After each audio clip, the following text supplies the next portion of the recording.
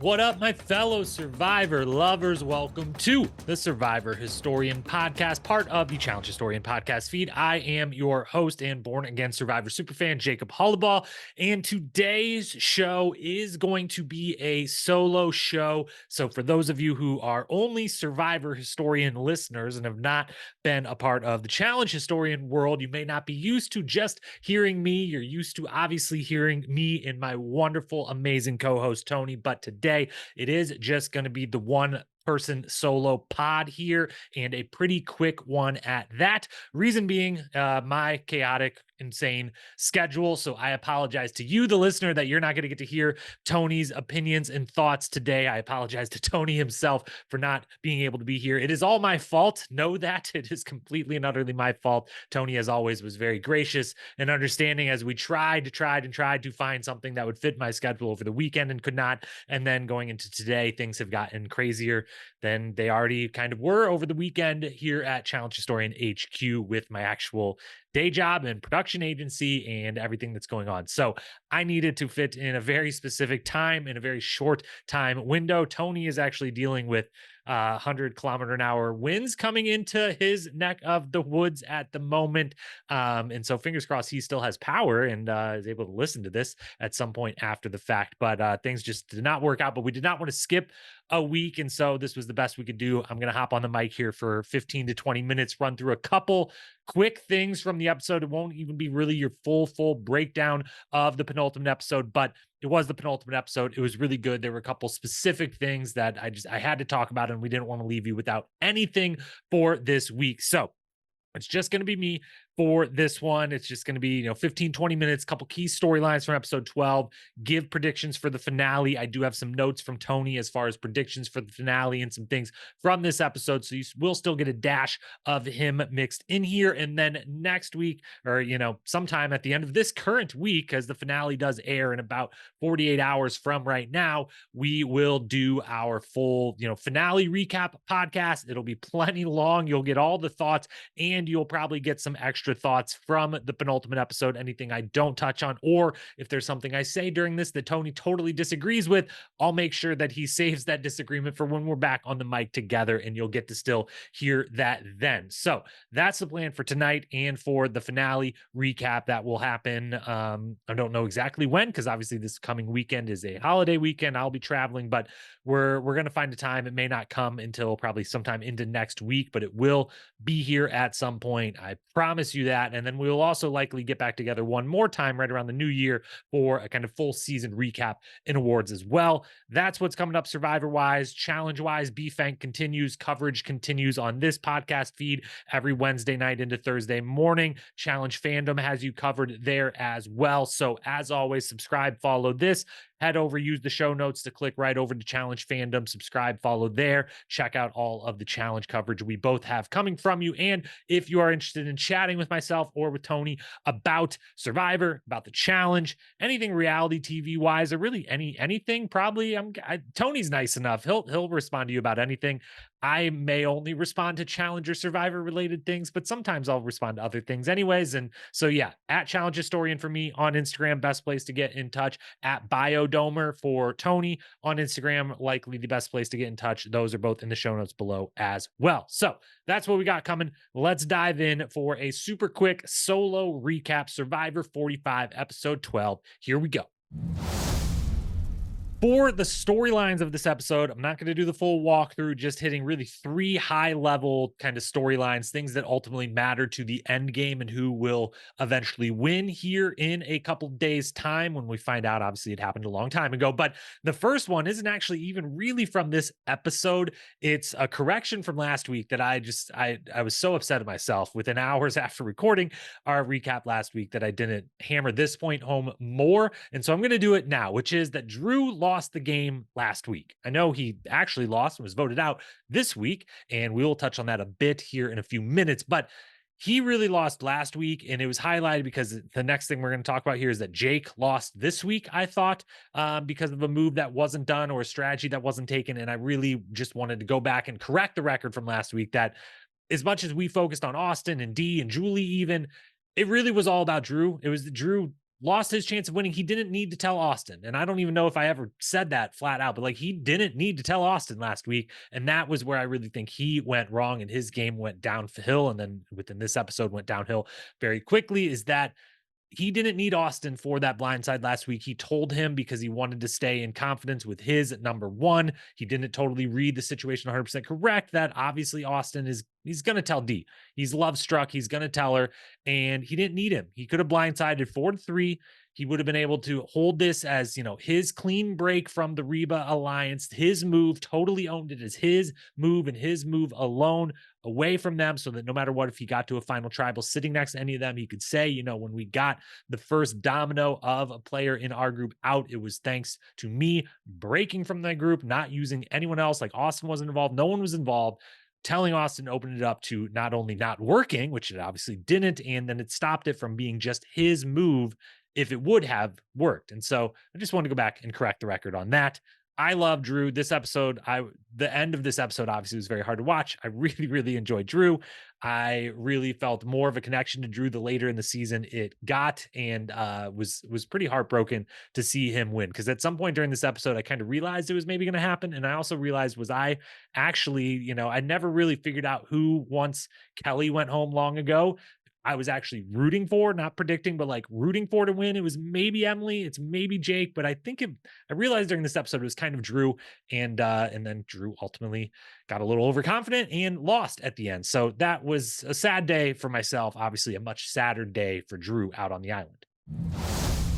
Now, you came here, you're like, what the hell? There's only one host instead of two, and you're telling us we're getting maybe 20 minutes and only part of the storylines. And then you start with something from last week's episode. Yes, I did. So let me now get to this week's episode, which there's really only two big things to talk about. That it'll let me touch on a couple of things throughout the episode. But the first one is, as I alluded to, I think Drew lost last week. I think Jake lost this week. Jake lost his chance at the game. Maybe not. Maybe there's still an outside path, but that path suddenly opened up this episode, and then he kind of completely closed it back down or chose not to walk down it or even attempt to walk down it. In my mind, his idol search during the episode is such good television. He is just so incredibly likable, such great TV. There were so many quotes, so many little moments within the longer scene, both from him and Julie's idol search while he was supposed to be babysitting, and his solo idol search, of course, in his underwear and everything else, and the story about, or the reference. He didn't even get the full story. He just kind of gave a smile and then got serious again about his,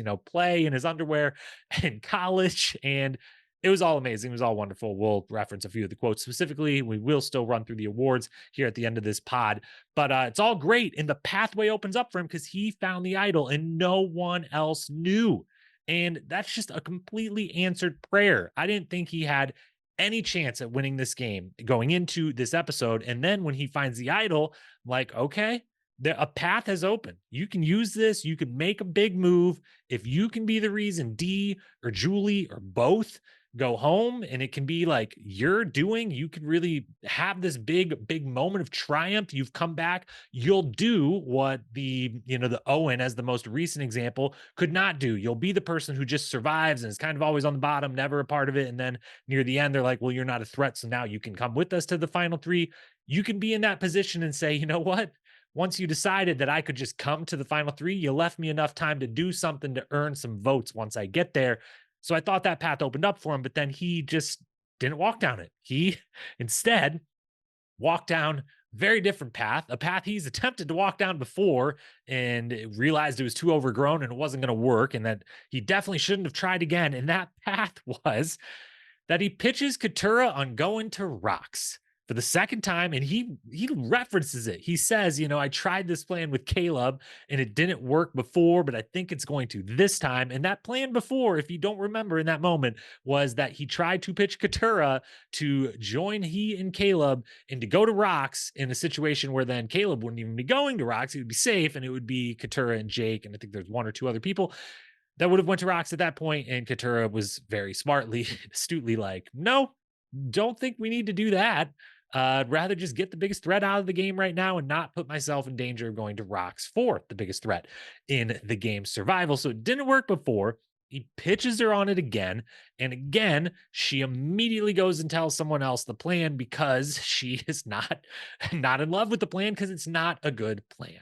It's not a plan that will work. It's not a plan they should try. And even if if Katurah was like, you know what, F it, I'll do it. Julie's like, do it. Let's go for it. Jay, Katurah, Julie vote. They tie the vote. It's 3-3, and they go to rocks or they go to a discussion. And Jake's whole thing, his idea behind this all seems to be like, I'm the lawyer here. I can talk one of them into flipping, and that will look really impressive. And I don't think that would even be that impressive in the moment. If it happened, I think they would be more of a blame to whoever flipped of like, man, not like holding your stomach than it would be to Jake alone if he can have this great speech and convince someone in the moment. I don't think that would even actually work all that well. Certainly not as well as if you just used your idol and found a way to pull a big blind side and I'm playing this idol for someone else. The votes don't count, and have one of the moments that we've had multiple times this season of all the names being read for someone who they're not going to count for. And then that big moment at the end when one or two votes actually decides it. That's what he needed to do, which means he needed to tell Katurah and Julie not to tell D first and foremost, but which he does. But the whole thing is they're going to tell D because they need her fourth vote. They think in their head there isn't the only path here. We're not tying to go to rocks. The path is to 4 votes, and D would be the fourth vote. So we have to tell D, and obviously Katurah immediately goes and does, and they jump and they giggle, and they're so excited that they're both on the same page and everything else. But if he just tells them that he has his idol then and says, look, I've got an idol, I'm willing to play it, so we don't need a fourth vote. We only need the 3. We only need the 3 of us. I'm going to play it for Julie. We're going to let them vote for Julie, and we're going to save her and get one of them out. And it's going to be a big move. And when you're talking in 3 people, you tell Julie, who do you want? I think she says Drew. And you say, great, we're going to get Drew out. This is how we're doing it. I'm playing my idol for you. It's just us 3. Don't tell anyone else, or this could go to shit. And they wouldn't have told anyone else. And then if you wanted to go a layer deeper, Jake could have then pulled Katurah to the side away from Julie and said, hey, the plan is the plan. I'm playing this idol for Julie, but would you prefer Drew, or would you prefer D, or would you prefer Austin? We can do this completely together. And if I'm playing the idol for Julie, our 2 votes, even if Julie, throws that vote on Drew or whatever, if you wanted to and wanted to get D, or you wanted to get Austin, whichever of the 3, we can do that and make this totally our vote, our idea, our thing, you and me, and both put it on our resume. And I think Katurah then, with actually pitched a good plan, would say, yeah, I think we stick with Drew, but the plan's amazing. Or maybe they decide D is the biggest name they could get, and maybe the 2 of them vote out D. I don't know. But would any of that work? Who knows? Would telling them of the idol they would just told everyone else that Jake has an idol, and now it's null and void and he's completely utterly lost? That's certainly possible, but I think his only path here to getting this to work and to being the one who either got Drew out or maybe got D out or anyone else was telling Katurah and Julie about the idol and that he would use it on Julie's behalf, so they didn't need to get any other votes, and he doesn't do that. So now I don't think there's anything he can do with the idol now at Final 5 that sways people enough, in my opinion. Tony, this was one thing Tony and I definitely disagreed on a little bit from the brief text exchange of notes we had on this episode, is that maybe he's got a little bit more of a chance, or a little bit more of a path than I think. I would say for Jake, we'll discuss everyone's path here at the end, but to kind of spoil that, maybe if he finds a way to still use the idol to get D out, like that's the biggest thing. D is the biggest, the biggest one left by a mile. She is the favorite here. So if he could still at Final 5 find a way to, in a big moment, play his idol for the person who gets the most votes, and then D is blindsided and gotten out instead, maybe it can work. I just don't know what scenario is going to come where he can do that, because I think everyone's going to target D potentially if she doesn't win immunity. So I don't know. Maybe he can also win, fire or Final 4 immunity. Maybe he's got a shot, but I think this was his moment, and I think that he missed it.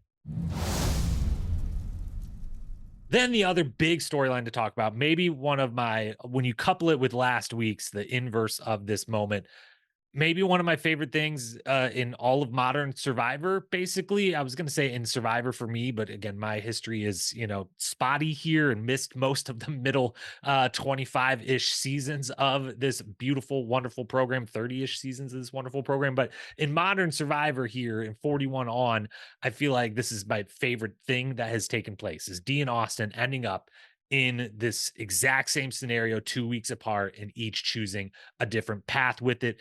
This season has been great overall. I will admit it's gotten a little bit more plotting and boring as the Reba Four dominated this back half, this last third, and stuck together.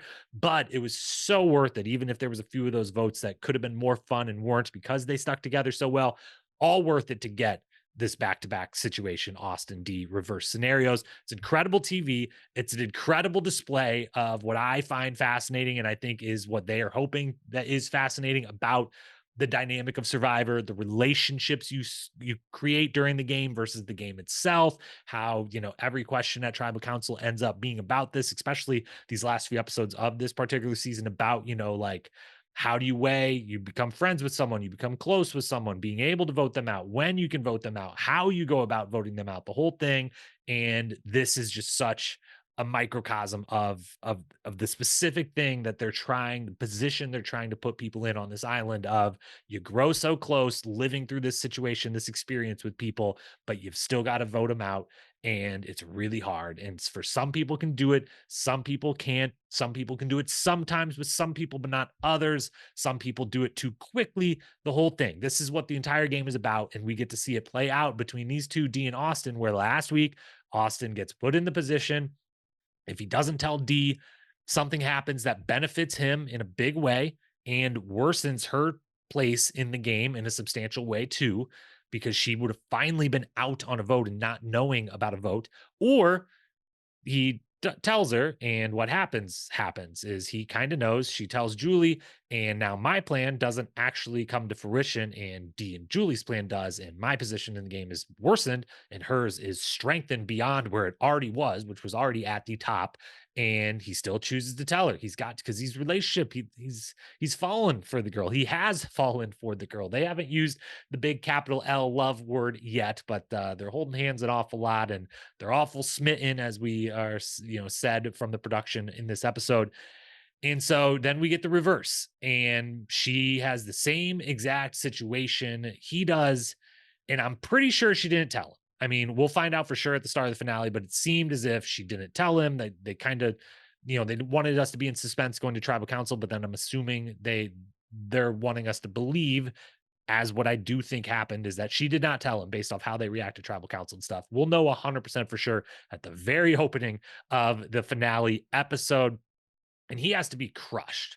Has to be crushed, I would assume, because once he puts it all together, that this was literally the same scenario. Not just that D didn't tell him something, but that it was the same scenario, like exactly to a T, same scenario, same conversation on the beach. He asks her straight up, who are you voting for? And clearly she lied to him or avoided the question or something in that moment.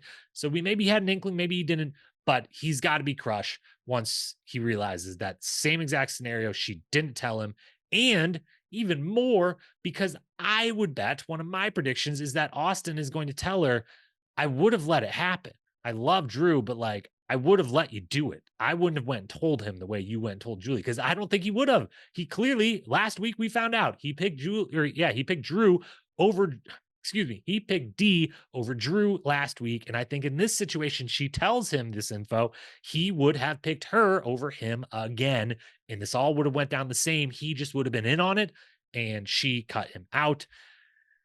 Yeah, and him being now, he's been out on back-to-back moves. He's been kind of shocked, been a part of, on the losing side of the blind side, back-to-back moves. That maybe leaves him without a path to victory, unless if he sits next to Katurah and Jake, can win some immunities, fire, is on the right side of the vote the last two rounds. We'll see. We'll talk more about that in a second, but it's looking tough for Austin. D is now the dominant favorite. She's played the best game. She has been the best player all the way through, start to finish. Challenges, strategy, alliances, relationships, the whole thing. 100% all around amazing, amazing player. That means because it's Modern Survivor, she's probably going to lose at 5 or 4 because that seems to be the new way. The best player eventually, just you can't be the best player without it being so noticeable that you're probably going to get out at 5 or 4. It's going to be tough for her to get past these. She might just have to win, win an immunity, win another one, or hope Austin does and at least lets her, win fire, whatever. But yeah, she's the dominant, she's the favorite, she's the best player this season. We'll actually name after the season, no matter who wins. Tony and I will, one of the season awards will be who do you think is actually the best Survivor player, no matter where they finished in the game. But spoiler alert, I think my answer is probably D for that. Also, her talking shit at the immunity challenge, unbelievable. So great, so amazing. Loved every second of it. Obviously, the number one wish for the finale is I want to see if Austin heartbroken. I don't want to see that, but if that were to happen, Austin versus D in fire making, if he's kind of heartbroken and scorned, facing the woman who scorned him with the chance to take $1 million from her, because he'll know sitting there. If D's sitting in that fire making challenge, it's like whoever beats you, D's either winning or losing $1 million on fire, point blank. And if it's Austin versus D with maybe not a guaranteed million on the line for him, but guaranteed million for her, and he has to be the one to try to take that from her, or it's eliminated because of her, man, that's gonna be some great TV. What a moment it could be. What a moment. I'm hoping for it. I like both of them, but I'm rooting for great TV, entertainment, and drama above all with these shows. And so here's the hoping that we get to see Drew, or excuse me, geez, D versus Austin in Final Four Fire. Awards for the episode, real quick, we will run through. We'll still hand out the awards. They're still deserved. And best quote, and some of these were both myself and Tony gave input on these as well. So I think he'll be in alignment with, at least I know he is for sure, on quote and moment here strategy. I'm not positive, but I think there was some obvious answers for those ones. Best quote, everything Jake said. We could every week we could just be like, best quote, anything Jake said. Pick one. That's the winner. Jake gets the trophy this week. Anything he says during his idol hunt, particularly the solo hunt, or really both of them, because I love the two in particular. I will call out would be during the Julie Jake hunt. We were looking for peppers under rocks. We were looking for peppers, under the leaves and the trees. We were looking for peppers everywhere. I need some spice in this game. Just yeah, I think there was more peppers referenced in it. I think I just only wrote down maybe part of it, but just a lot of pepper talk, looking for peppers. Loved it, loved it, loved it. And then during his own search, once he finds it, he puts it in his underwear that he was searching in. My idol is now my crotch idol, which he is not the first to don a crotch idol, but crotch idol is always great, always good for a laugh. And it was a great line. And pick anything that Jake said during this episode. I also liked his little moment when fine, I'll bite, when he's the one that like walks out to watch the little helicopter fly over during the immunity challenge, which was really, really a kick in the face to Drew in particular, doing the flyover. I don't know that was necessary, Survivor producers, but love that Jake was like, okay, fine, I'll bite. We're clearly supposed to. Maybe production just told them like, can you go out and look? Like, I'm sorry, we need the shot. So everything Jake did, best quote, best moment. Katurah third wheeling during the date on the sand spit between Austin and D, which was amazing, by the way. The helicopter to the sand spit depicting, I mean, unbelievable. If you're Austin, I mean, screw it, dude. Say you don't want to pick another person. Be like, I picked D. Sorry, Jeff, do I have to pick another person? Because I don't want to. Can I choose no one else? Am I allowed to do that? I feel like Jeff would have been like, are you sure? Do you I feel like that's gonna make everyone mad. And he would have been like, yeah, I'm sorry. I kind of like some private time with D. And I think Jeff would have allowed it and it would have been better. And, at this point, he didn't realize his game was maybe ruined, but it was potentially. So should have done that. Jake's idol search and the college play story, the whole thing obviously is moment number 2. D talking shit during the challenge and after the challenge. Really loved that. And I felt like that was that was the moment where I was like, these two are going to do fire versus each other, aren't they? And it's going to be unbelievable. And then fourth and finally, that very end of the episode, Katurah, when Drew gets voted out, saying, see you, Drew, really feebly, just to kind of check the waters of like, wait, is he really not going to turn around? Is he not going to talk? Like, he's obviously pretty upset right now. I just loved Katurah's, Jake finally kept it. Jake didn't say anything. So good job, Jake. But Katurah was the only one who even gave an attempt at speaking words. Let's see you, Drew. And then Drew himself not saying a single word on his exit. Loved it. As I said before, I forget, was it Kelly or whoever did it before? That's the way to go. You should be this upset. Okay. I'm glad to see. I'm glad to see that. I believe that it means this much to everyone. I don't love the, oh, okay, I love all of you guys. Great job. Hug everyone. No, no. Do that later. You'll see them all at Ponderosa at the end. You'll see them all afterwards. They'll potentially be lifelong friends. Do that later. So those were the moments of the episode. We're definitely going to give it to Jake's idol search. Obviously, best strategy. D not telling Austin. That's that's the best strategy. Clearly, I think that one's pretty obvious, pretty standout. And then worst strategy, Drew's overconfidence at the end. Certainly, I feel like he just had no read, and I didn't love. uh I love that he always gives us something at Final Tribal. At Tribal Council. I've never gotten tired of any of his analogies, stories, anything. Um, I love every bit of it, and I love that he's more forthcoming than most in those and actually saying something and giving something away. But it obviously is a tough look when he's that overconfident and then gets voted out.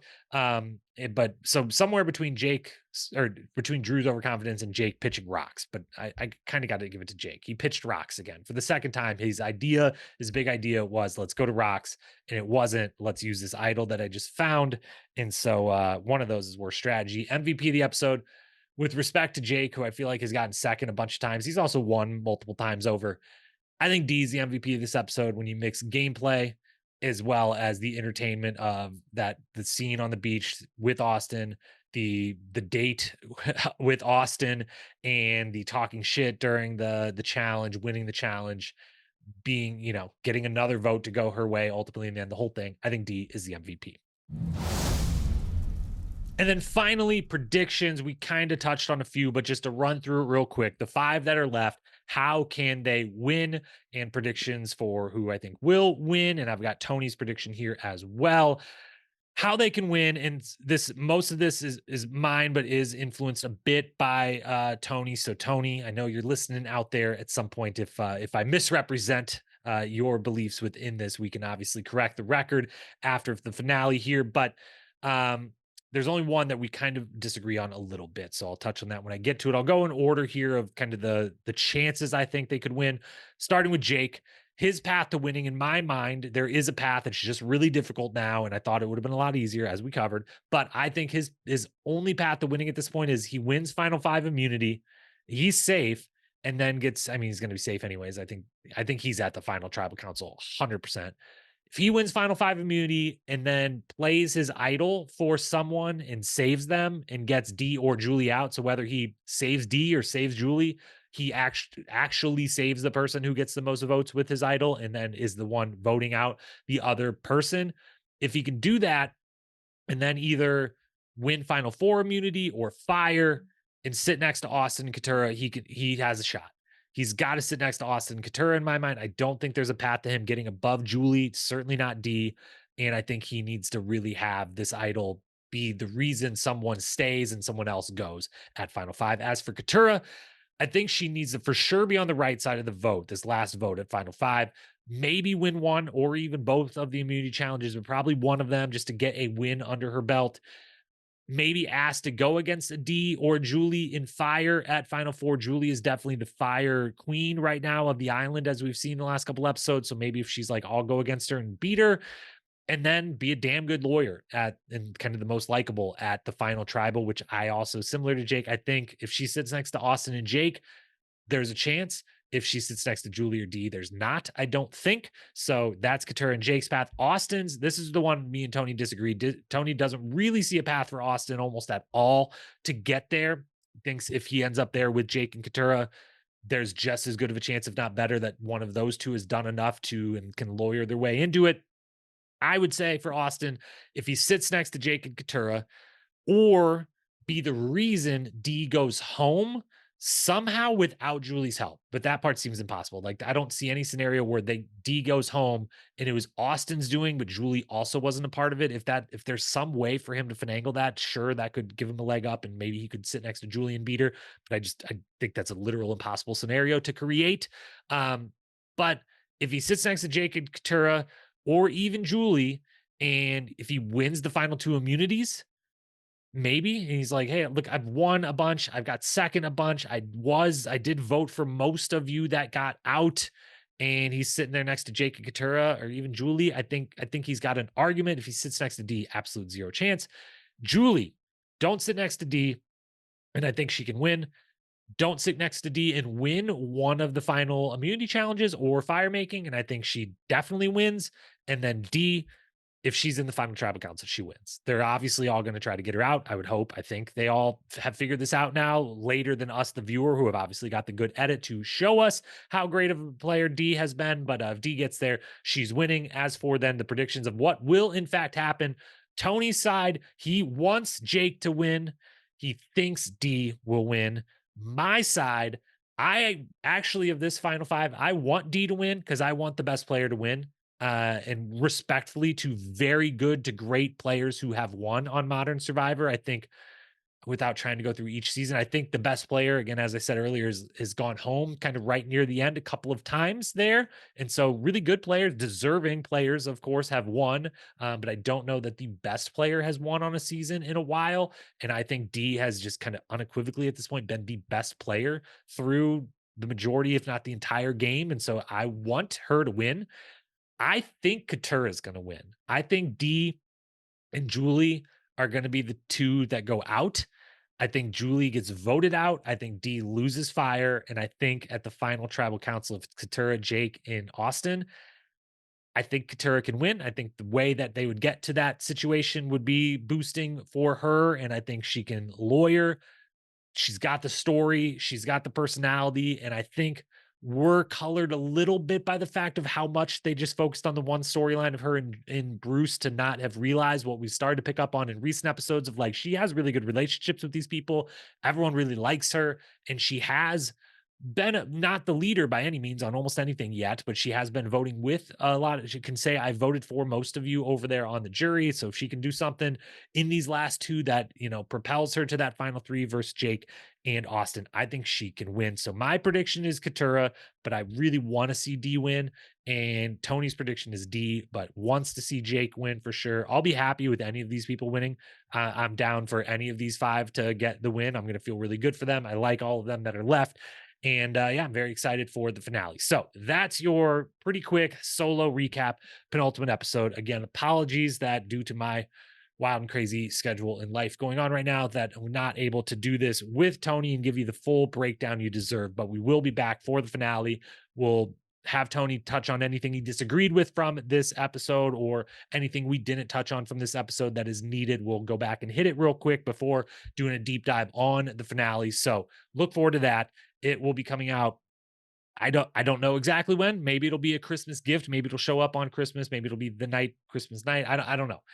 We'll find out. I'm going to be in my hometown where the internet is not exactly Zoom friendly. We'll just say that. So it might be tough to record over the weekend, but if we can, we can. If not, it'll be sometime next week, but we will make it happen. Tony and I will both be here to give you our thoughts. So thank you as always for being here. Follow, subscribe, use the links to go follow, subscribe, Challenge Fandom as well. If you want to chat with either Tony or I, those links are down there. Hit us up on Instagram, and we will be back sometime over the holiday weekend or next week to discuss the Survivor 45 winner, the finale.